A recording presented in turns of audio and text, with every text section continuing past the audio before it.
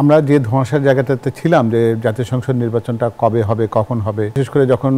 মাননীয় প্রধান উপদেষ্টা বারবারই বলছিলেন যে ডিসেম্বর থেকে জুনের মধ্যে যে কোনো সময়টাতে এটা হতে পারে, সেটা যখন পরিষ্কার করে স্পষ্টভাবে যখন এটা বলা হয়েছে যে রোজার আগে আগামী ফেব্রুয়ারির প্রথমার্ধে নির্বাচনটি অনুষ্ঠিত হবে, এরপরে বোধহয় সবার সেই জায়গাতে অযাচিতভাবে আমরা যদি শঙ্কার কথাগুলো যেন বেশি করে বলি, তাহলে হয় কি জনমনে একটা অন্য মেসেজ যায়। তো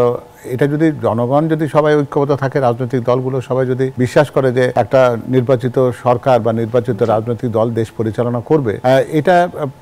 আমরা জানি যে প্রথাগতভাবে বিশ্বে সর্বত্র এটাই স্বীকৃত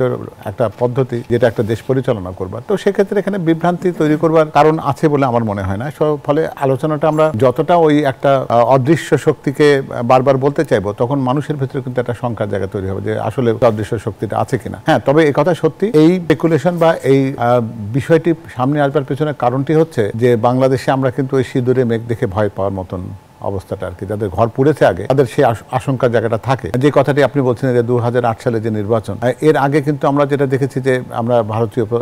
সে রাষ্ট্রপতি প্রণব মুখার্জির বইতে উনি সুনির্দিষ্টভাবে বলেছেন যে আমাদের সেনা প্রধান তার কাছে কি প্রত্যাশা নিয়ে গেছিলেন এবং তিনি তাকে কিভাবে আশ্বস্ত করেছেন। ফলে আর পরপরে যে নির্বাচনটি অনুষ্ঠিত হয়েছিল সেখানে তাদেরও কিন্তু একটা সুবিধাজনক এক্সিটের দরকার ছিল, সেই সেনা সমর্থিত যে তথাকথিত তত্ত্বাবধায়ক সরকার যেটি ছিল 111 বলে যেটাকে আমরা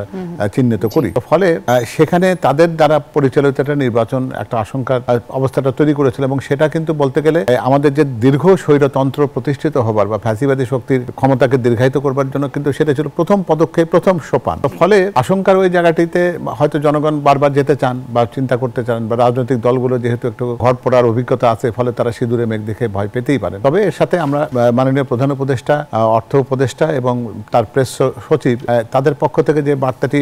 খুব স্পষ্টভাবে দেওয়ার চেষ্টা করা হয়েছে, আমার মনে হয় সেটাতে আশ্বস্ত হওয়ার চেষ্টা করাটাই ভালো হবে।